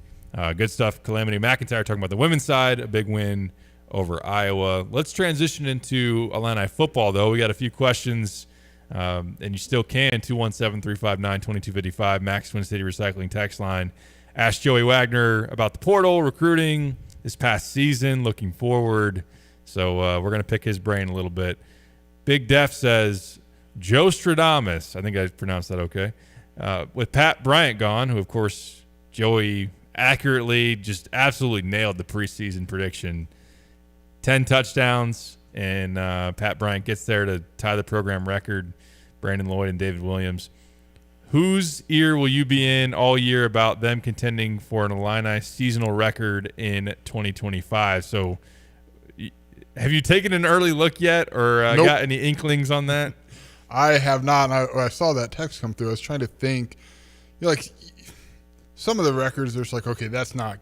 I just don't see that being touched. You look at like a sack record, Gabe Akis. I think those are pretty lofty. I haven't really gone through the record book at this point. I basically landed from Orlando, watched some basketball from home while you were having an Impossible Burger breakfast sandwich. Or whatever. Oh my gosh! You changed, man. You changed, dude. It was unintentional until I realized that the whole menu was the plant-based variety. No real meat on the menu. And I know if you were there with me, we would have been out the door as soon as I was like computing that in my mind. Joey would have been. You would have heard the bell chime as he hits the door. But I was there and I didn't want to walk to the next place, so I was like, "Yep, this is gonna happen." Oof. Yeah. Don't think that's gonna happen no, twice. No, I'm glad it won't. No, it's a little extra chewy, a little softer than I would normally like my breakfast sandwich to be. But anyways, long-winded. I don't know. I haven't really gotten into that, and so I don't know that there's another one that's just sitting there. Pat Bryant was there for the taking. If you look at what his 2023 was, I think he had 7 touchdowns in 2023, and he probably left 2 on the board with drops in the end zone. So that was a pretty clear, okay, you got a good quarterback, you got a good catch radius, you're a really good wide receiver. That's there. I don't know that this is such an obvious one at this point. That might be a fun story idea going into spring ball. Might be too early, and I'll surely forget by training camp. So spring ball it is. It's what records are there that could be challenged this season? That was quite a call, though. Victory lap time Total for luck. you. And what led you to that one? What was the inside thinking? It was there in 2023. He had 7, and you'll look around. I mean, if you're in the red zone, Cole Russ goes down with an injury. Tanner Arkin was a little bit of a blanket there. Pat Bryant was the guy that made sense to go to him. He's probably more of a jump ball guy than Zachary Franklin was. And what I didn't really plan as well for that worked out well for me was the deep threat and the fact that he was able to have some of those big explosive plays and found himself into the end zone. And you get helped out. I think he had 2 or 3 against Eastern Illinois. And it's like, oh, yeah, this could happen. That was stupid, dumb luck that I don't know that I will – it's probably not even worth trying to back into another lucky one like that again. Let's get to Marcus's question as well. Joey, who will be the next 2026 commit, and are they done in the portal? I'll start with the portal.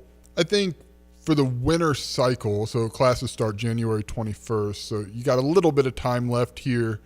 But I think they've addressed their needs in such a big way, in a way that they didn't at this time a year ago. Maybe you try to go find another cornerback for depth. I think that's maybe a market they would be interested in exploring. They obviously added a tight end. They added a backup offensive lineman here in recent days, added a punter who effectively is going to come in and start. I would have to imagine Fabrizio Penton will probably push for that, but he was really good at Purdue. So I think you might, if you don't get a corner now, maybe you pause and see what spring ball shows you and go from there in that spring portal cycle. I don't think they had a lot of movement in that spring portal window. Didn't work out, obviously, but Terrence Brooks, Zachary Franklin were guys added. Didn't work out for Brooks. It very much worked out for Franklin. Guys added in that spring cycle there.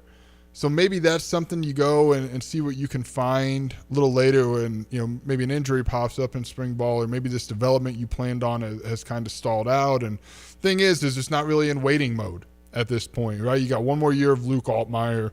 You're building off a 10-win season. You want to keep pushing forward. Expectations are high. Brett Bielema is very much leaning in to those high expectations. I think at this point on Twitter, he has quote tweeted every highlight from every player on his roster with oh yeah, this guy's back too, and he's having a blast with it. And he's mentioned college football playoff and that discussion towards the end of that bowl availability when we were talking to him. So not really any time to waste. If you go into spring and you see something that maybe isn't what you had fully hoped, you got to go and you got to make that move and try to see if you can add to your roster.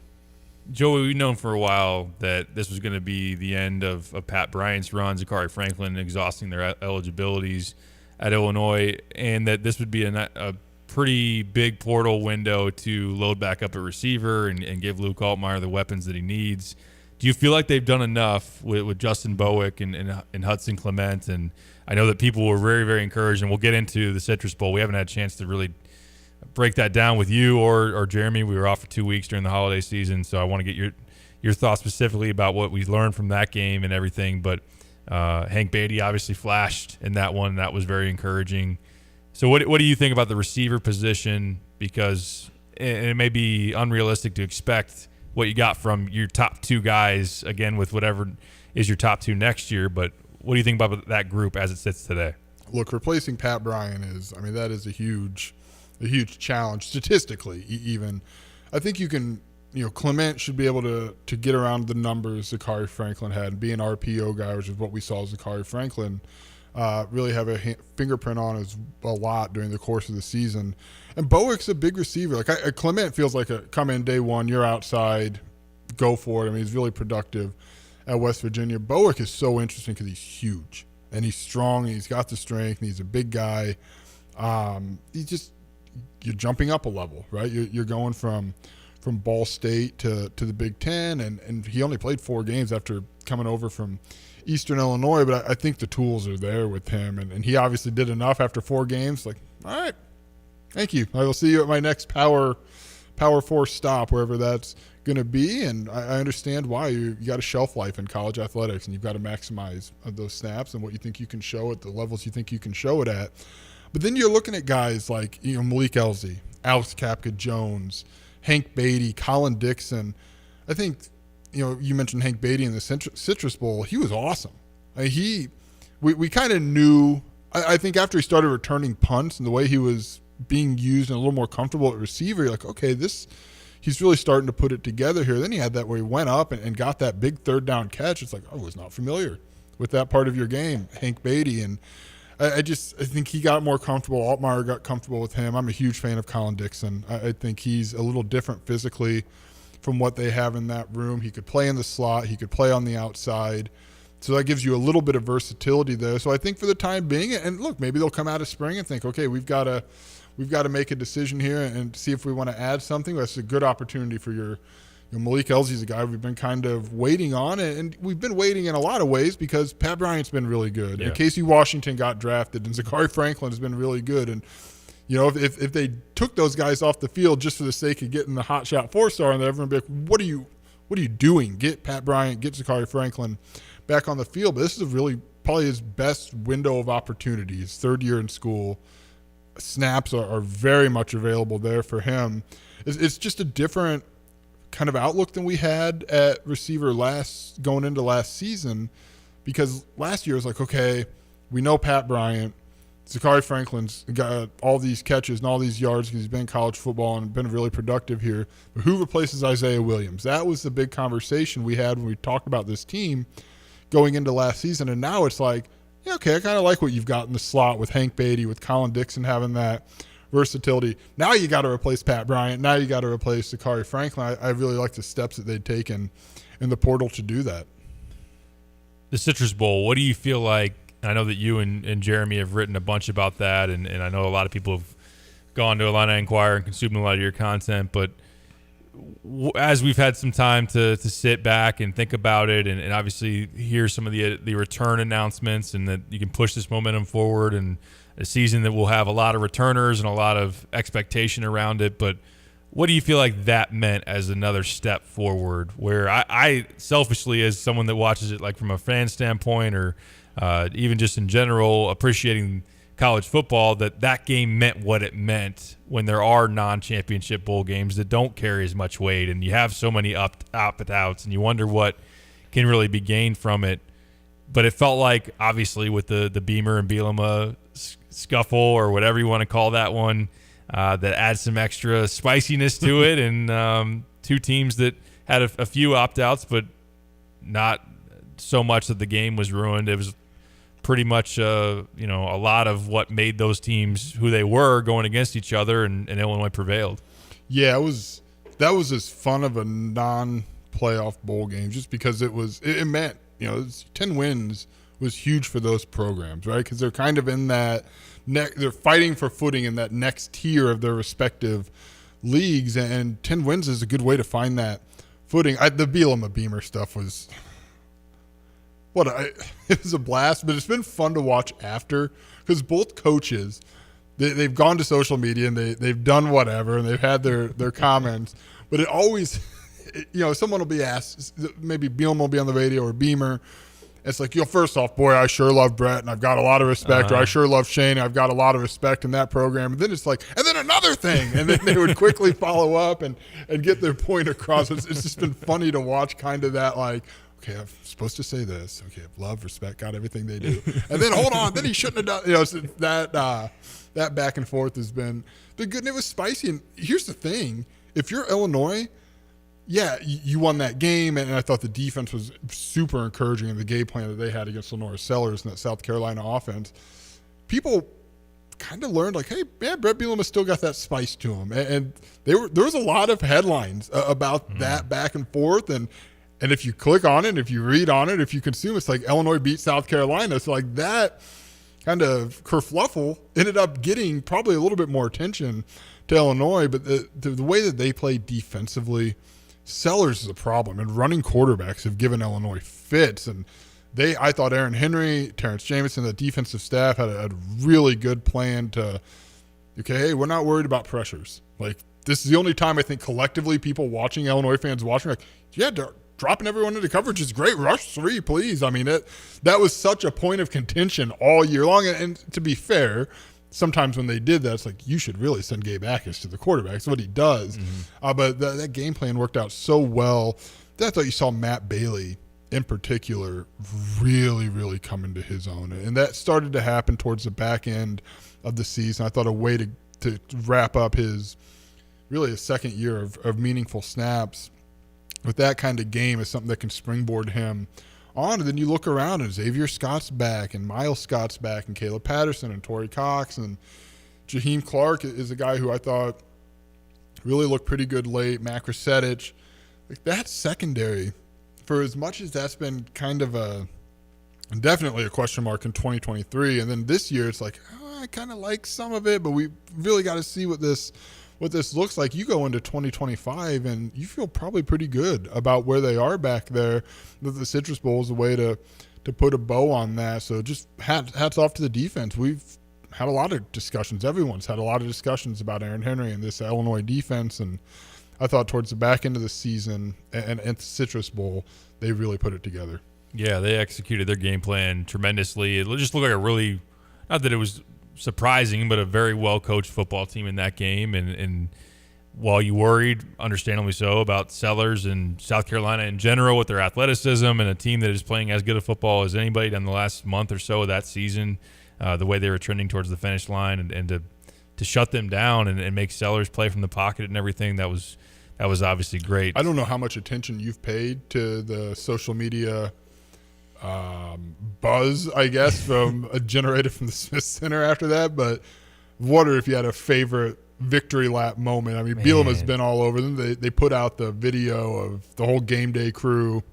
Oh, I did like that. Yeah, for sure. I got the biggest. Bielema's just been going at it, man. He don't give an F about nothing. Right? That's what it is. If you know The Office, it's that clip. And Shane Beamer's going on and he's quoting a tweet complaining about they thought Illinois was faking injuries, and he drops a Happy New Year, like, great to see you, Happy New Year, or something like that. And he just doesn't care. And I know you mentioned it after the game, but to see an Illinois football coach, really, because I think Brad certainly has that kind of swagger about him, but to see a coach just kind of go out there and do his thing and strut and kind of have that. You haven't seen that at Illinois in a little bit. And I think those guys feed off of that. And even after that, I think Matt Bailey called it an event with Shane Beamer. After that, like, that got Illinois going. And Josh Kreutz, I asked him about it. He said, I had my helmet strapped. You got to back up the coach. And I thought, dude, if there's a fight, I'm getting behind you and your brother, and I'm just letting you guys clear the way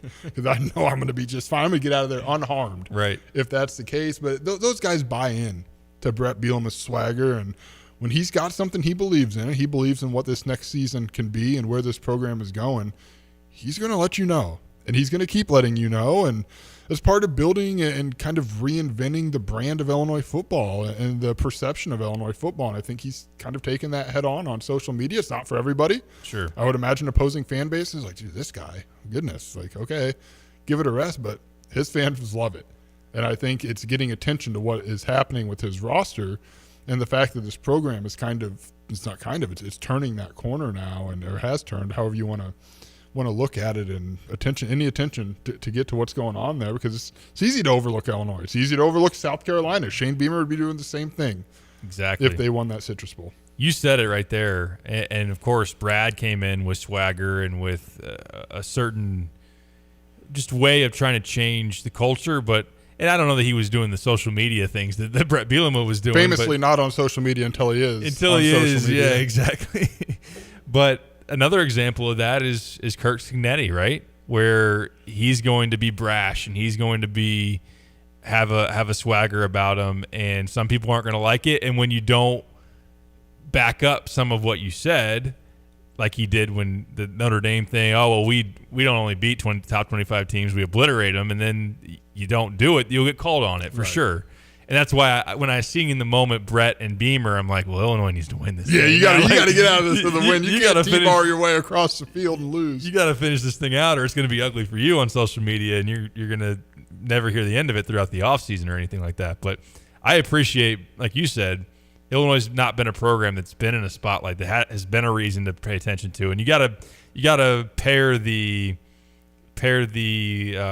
marketing, or just the way that he's going about of continuing the conversation and being brash and bold with the results, of course, to really have it be fully effective. But yeah, I had the tweet about the combination of the swagger and the competency has been so rare to see throughout my lifetime, being somebody that grew up in Champaign and went to Illinois and had been an Illini fan for a long time until covering the team. And I know some people said that, people older than me said, I've never seen this. Or some would say, you have to go back to Mike White in the 80s. I would argue that it didn't obviously have longevity, but the 07 Rose Bowl team and they had some swagger about them, and certainly competency and plenty of talent.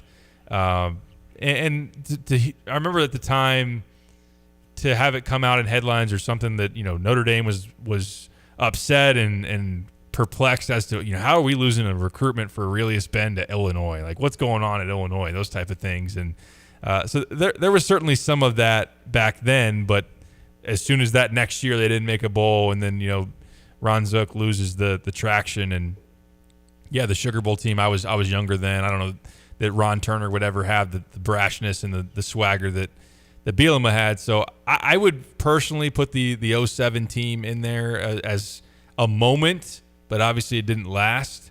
And the expectation for Bielema is for it to last beyond this season. And man, if he wins 8 games again, how many times have you seen 3 out of 4 years Illinois football winning 8 games? Yeah, Werner has that stat somewhere tucked away, because it's very much a real thing. And 8 wins, I think some people would be like, that's it, right? I mean, because you set the expectations, and with what the roster brings back. And it could be much more than that, right? Which kind of something I've been thinking about, and I don't know if you've observed similar.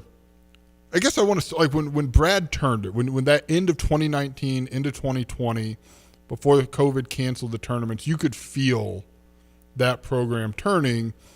And then Io comes back and Kofi comes back, and all of a sudden you probably were just covering it maybe a little closer than I was at that point, but you could feel it, like, okay, this is different now. Something has clicked with this team, and it's a weird thing, and that's kind of where I feel about Illinois football right now is, okay, you're coming off this.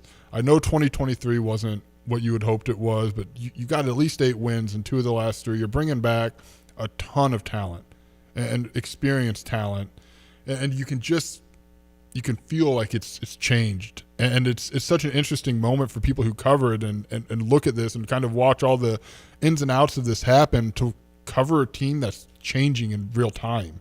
And like, if you're a fan, you're never going to have this. Well, you probably would hope not, because that means if you have it again, you've backslid. But that kind of no one knows much about you, and you go out there and you put these together. Like, now the expectations change, and you don't have that kind of little engine that could feeling anymore, that niche, like, oh yeah, me and this group of guys, we know everything. We're the only ones who know, like, people are jumping on board and people are thinking more of your team.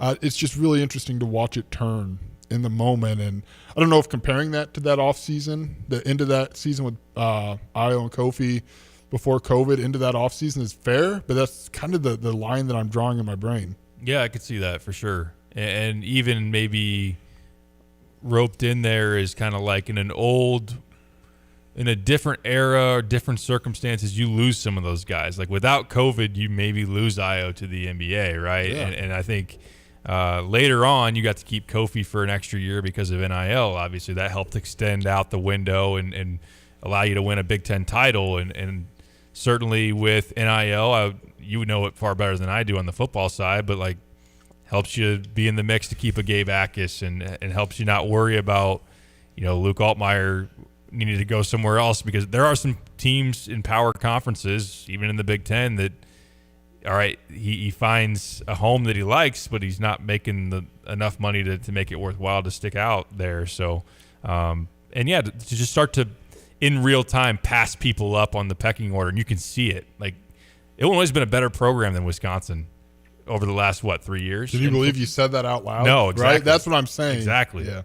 It's in basketball, we saw that with, there was a stretch there where they were better than Iowa owned them, and all of a sudden then Illinois is better than Iowa. Illinois is better than Purdue for a stretch, and then ultimately it became they've been better than Michigan State. Everybody here recently, when you just look at the record over the last 5 years, Purdue very much right there. But yeah.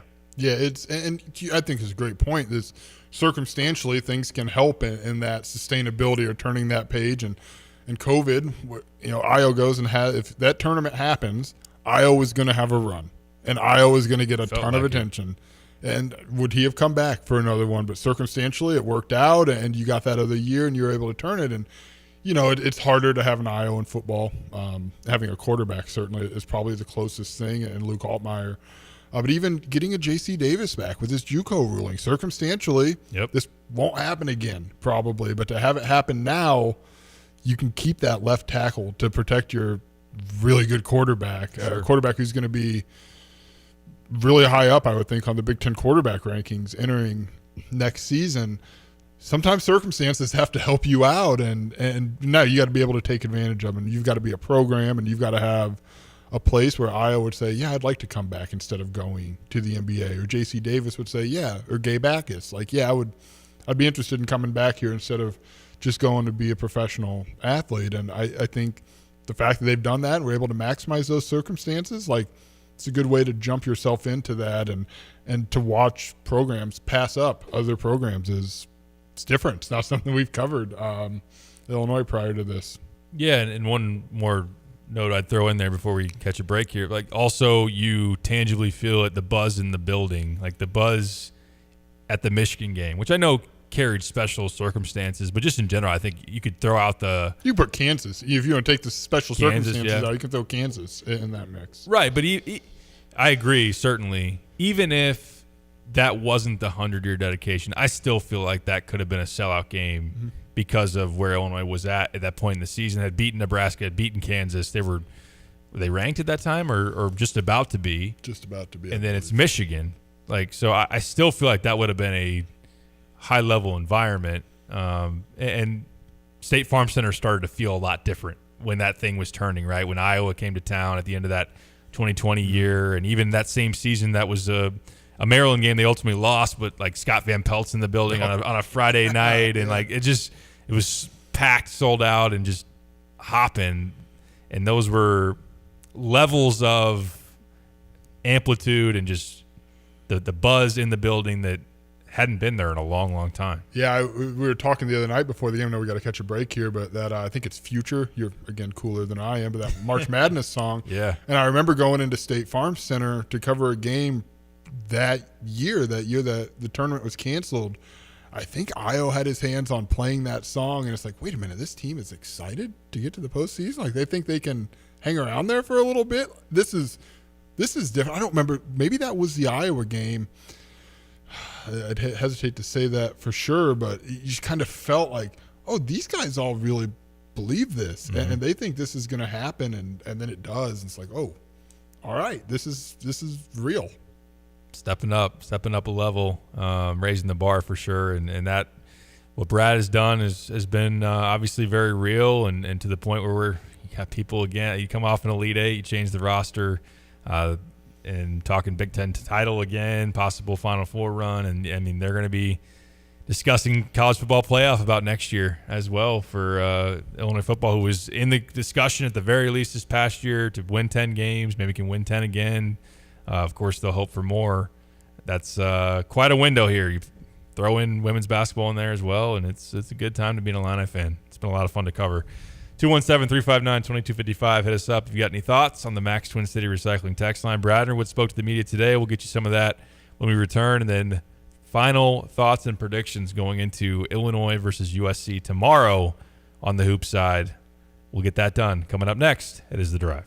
Good morning, First Federal Savings Bank. How may I direct your call? Speak with friendly, real people during lobby hours. It matters when you call First Federal Savings Bank of Champaign-Urbana. A real person located at the bank. Not a recording answers your call during lobby hours. Personal, friendly service makes a difference. 217-356-BANK. Thank you for calling. Have a great day. Rated 5-star superior by Bauer Financial, Inc. Fast, friendly, and local with local loan decisions and underwriting. If you're not already banking with us, give us a try. We think you'll love it here. Member FDIC, Equal Housing Lender. NMLS 435120.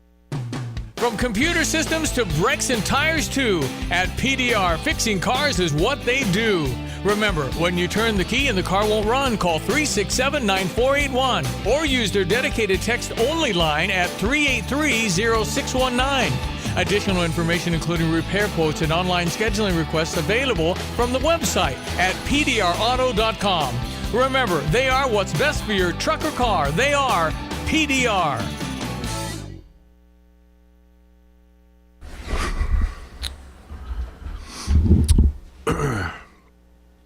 First off, like to, there's a lot going on in LA right now. I know that in talking with Coach yesterday, they've had some staff that have been affected by the fires, and so we're obviously very concerned for not just them but all the people in Los Angeles that have been affected by those fires, and it's obviously a ongoing situation, and so I'd be remiss if I didn't start with something a little more important than a basketball game when it comes to life-altering stuff. So did some good things in the Penn State game. Obviously, Kaspar's not being able to go. I thought our guys did a nice job of stepping into the moment, and defensively, I thought we were really sound. Tomislav,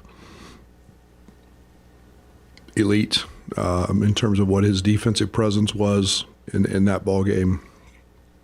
We're problem solving on that end much better than we have.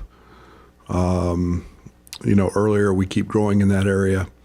I thought that the combination of Merez and Tommy, you start putting those lines together, and that's being pretty effective at that spot in a lot of different capacities with points, rebounding, block shots. And I thought Bam, did a really nice job of pushing tempo as we got going. So you put that one behind you. It's one of those that was kind of a shellacking that you don't see very often in this league, and you pay attention to it a little bit, and then you take the positives and you move on. SC, we all know Muss is a really good coach. They're coming. They're a like-sized team. They have a lot of versatility with that. Cohen, we've seen him before when he was at St. Francis. Big kid that's there. So again, a team that's probably, in my opinion, played like a top 20 team here in the last 4 or 5 ball games. They've been very, very good. They had did an unbelievable job against Washington. They had Oregon down at half, had nice leads on the road at Indiana. So this is a good basketball team. They'll hurt you in transition. They'll hurt you, in a variety of ways. Ogbo's a terrific shooter. So this is a good basketball team that plays with their head coach's edge. Any update on KJ and his status for this game? I think we'll wait till tomorrow and see what that game day decision looks like. I think that he was. We'll see. We'll just see what it looks like tomorrow. Yes. With USC, I mean, from a roster construction standpoint, you mentioned the versatility. I mean, it seems like he's got like all wings almost. Just what's maybe unique about that? It's he's turned a bunch of 6'6" to 6'8" guys into a really good unit, and their versatility. They've got guys who can shoot it. They've got guys who can drive it and are very good head rammers. They've got the ability to do different things defensively because of that, and maybe in a lot of ways don't have what is considered a true point. We didn't either last year, so they're very efficient with it, very effective with it. Obviously, without KJ, things are different for you guys on the court. So what did you kind of learn about your guys and their ability to adjust into different roles or bigger roles or whatever it was? Yeah, I mean, there's no doubt you're losing a guy that's very effective at both ends of the court and elevates. But I thought our guys did a nice job. I loved our assist total. Our passing. I thought our ability to find shots was really good. I thought that Will defensively has turned into a really, really good player on that side of the court, and putting him in the lineup with Trey and with Bam was some positive things. And I thought it was just the next man up. I thought Draven did a tremendous job. He got great looks. I thought you give me Will and Draven's 3-point looks, and I think we were 1 or 2 of 12. And those guys are really, really good shooters and just had a tough night shooting it. But you give me those shots every night, and those guys are going to make 6 or 7, 8 of those. So I thought it was really good. I thought we handled the moment and the situation, and they did what a really good team should do, and that's take up a little slack, and everybody played 1% better, and that's all we ask them to do. To ask you one more on KJ, what has he been able to do? Is it a matter of pain tolerance for him? How is that factoring into things? It's more the medical side of things in terms of, we don't want to ever put a young guy out there and jeopardize anything. There's some things he can do, some he can't and hasn't been able to do. So again, it's not. We've been through all the scans, we've done all of that stuff. So it's just more the ability to comfort and not aggravate, so to speak. I mean, your relationship with Merez and vice versa dates back a really long time. Is what he's doing maybe what you envisioned 4 years ago or whatever it was, like when you first maybe saw him as a prospect? Yeah, I don't know if I envisioned him doing that this early in his career. It's pretty doggone good, and he's not talked about very much, by what he's doing. And he just went out and had a double-double with 20 and 11 in a Big Ten game. Okay, and maybe 1 or 2 of our other freshmen have a little to do with the fact that he doesn't probably get talked about enough. What he's doing with pairing with Tommy's really, really good. I think they're a great complement to each other. but he's just simplified everything. We expected big things from Merez. We knew how good a player he was, what a good athlete he is, and most importantly, what a good person he is. But he is very, very competitive, and he's been a great joy to coach to this point. You said Penn State was one of those nights. I think you said similar after Oregon. That's 2 of the last 3. How much of that do you feel like is you guys starting to operate at closer to peak potential or kind of there, or is it just a matter of Well, I don't think we're even close to our ceiling. I don't think we're close. I think we're raising the floor a little bit, but I think we're getting better. I'm judging a lot off our Tennessee game. We're a way better basketball team than we were against them. A way better basketball team, and I just think that there's continued growth every single day. This team has. We shot 20%. We scored 91. We shot 20% on open threes against Penn State, and we missed 402 layups. Right at the rim. Those are our ceiling type things, and we made 6 scouting report mistakes in that game. I mean, those are things we can continue to improve on, and so I don't worry about the margin, maybe like some people do. I worry more about the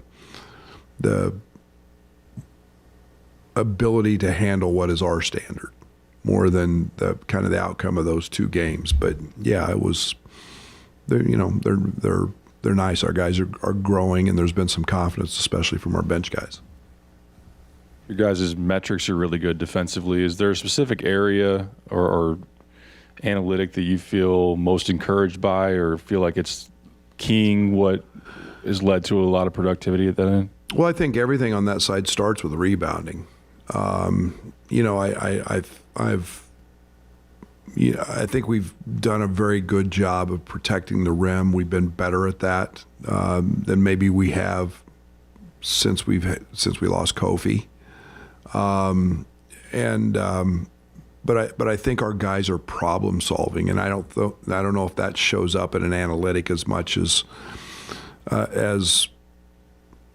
we see it every game. We know what we're trying to do, and you get cross matched in a transition, and you got to solve that problem because your scouting report different. So I think we're understanding how to do that better, but another set of problems tomorrow from USC that they pose with the way they play. So, but we take a lot of pride in that end, always have, and but our problem solving and rebounding, I think, are 2 of the biggest things we've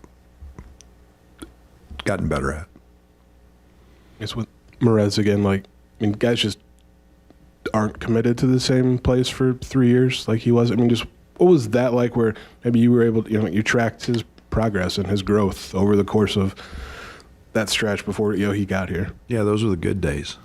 Those were the good old days. Merez was, he grew up in this state. He has tremendous pride in this university. It was fun to watch him grow.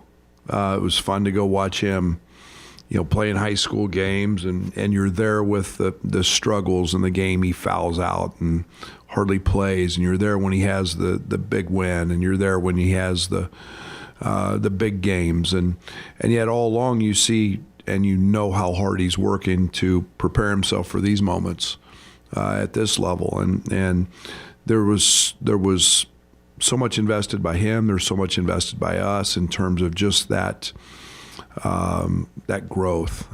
We don't get to do that anymore. It's very rare anyway. But I say this all the time. The best part about Merez is he hasn't touched his ceiling, and he's a way better human being than he is player. And that speaks volumes, and I don't say that very often, especially with freshmen. How do you guide him through some of those fouls, and how do you help him make that adjustment to this level with that? Scream at him, chew him out, pat him on the back, all of the above. I think that there's but it starts with his ability to want to learn and be a sponge. And he's never came in here or come in here and tried to be something that he's not. He's come in here with an eagerness to want to be the best player he can be and take all that information in. You can coach him hard. You can drive him and push him, and he wants that, and that's a tribute to him. Brad, when you're putting together this roster with how well you're playing now defensively and how far you want to go, when you're putting together a roster, how easy is it to see in the players you're getting what you're capable of defensively? Is it kind of a lot there when you're bringing these guys in, or is it, no, I really have to go get it out of them? Both. A lot of high school kids aren't asked and demanded to play defense for long periods of time anyway. And I think the one thing we've tried to do in this program is obviously positional size, shooting, but also IQ, and understand that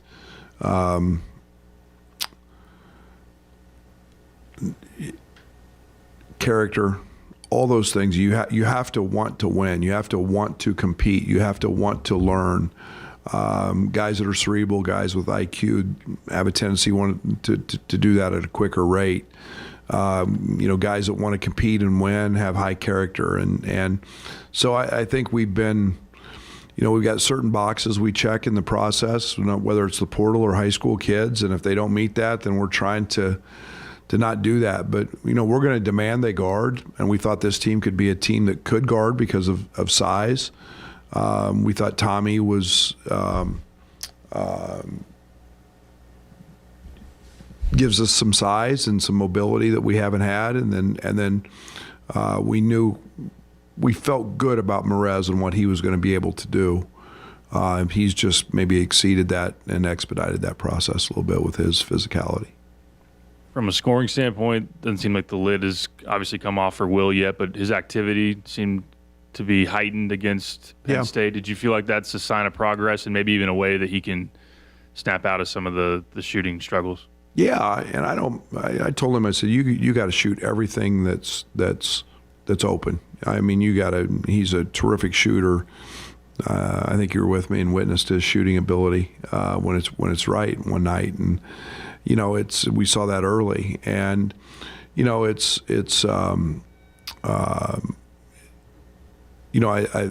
6 assists the other night. He's getting to his spots to draw help. When he's doing that, good things are going to happen. He could have had 10 assists. He missed Tommy on 2 or 3. Where he's got to feel that help coming, and instead of getting the shot blocked or taking a hard shot, just make the pass to Tommy or make the pass on to the open guy, and or get fouled, and that's the one thing that is the next step in his maturation, is really getting to that foul line, because it's one thing to get to your spots, and he gets there, and I mean he's great at that, but what's that next step is then taking that hit, getting fouled and ones, and or spraying that and elevating your teammates. I thought he did a really good job of elevating his teammates the other night. He's got to keep shooting the ball, as I told Ben. If one way to get out of that is keep shooting it and know you're going to make them. I guess on that, Ben talked about how maybe getting to the rim a little more, operating the mid post is taking a little pressure. It takes pressure off the threes, and then is that a way forward for Will as well, just to see it go in another way, and it'll open things up? Well, I hope it's that way for the free throw line. I think they're completely different. Will's getting it to the rim. I think Will's taking a lot of hard layups and hard shots, and shots that are maybe a little bit off balance, and he makes those some. Where Ben's playing into booty ball a little more, he's taking advantage of that size and that strength. We ask different things from each one of those guys that are really not relevant, but you give me Will Riley feet set and all the shots that he missed from 3 the other night, and he's going to make 5 or 6 of those, and we've all seen that. I believe in that 100%, and those are all of a sudden that's 2 or 3 of those go, and it's a different night, and gets a couple offensive rebounds because he's a good rebounder. All those things will can change like that.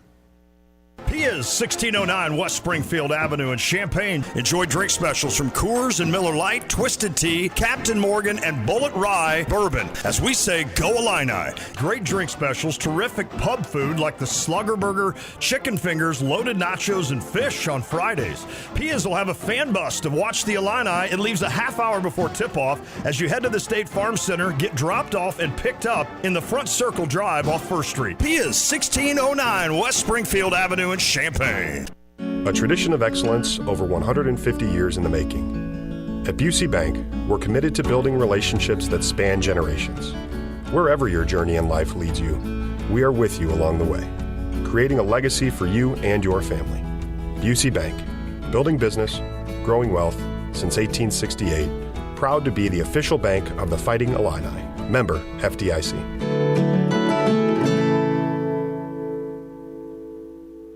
You're listening to WSJK ESPN 93.5 Tuscola, Champaign-Urbana, your home for the St. Louis Cardinals.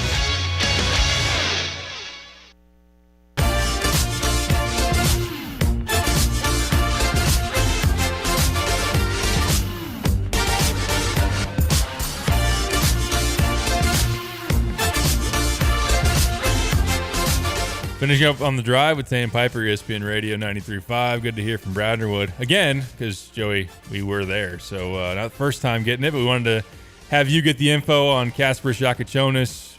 Asked about Will Riley and trying to break out of some of his struggles and continuing to dig into the defense, which, man, it's been impressive and quite the storyline for the Illini to have that developing for them. And USC is probably going to have a tough time getting going tomorrow and then take that on the road with you. The old cliche, defense travels. You certainly want that to be the case against Indiana and Michigan State. Well, it is a Friday, Joey, and I know you're not a regular around here, but you've been here enough to know what we do on Fridays. Make fun of Lon for not being here on Friday? Yes. No, well, yes, but also we gotta raise one. We got to raise one to the weekend, which we raised to Lon starting his weekend a little early.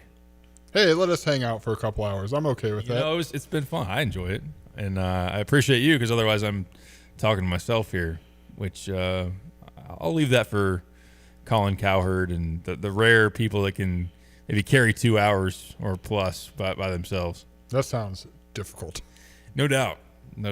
So cheers to you for coming out here, hanging out with me. Cheers to Lon on his weekend starting early. Cheers to everybody else on getting through a week. And I know you get through the holidays and then you actually got to do a full work week. And, man, sometimes it's hard to get back into the swing of things. But you've gotten through one.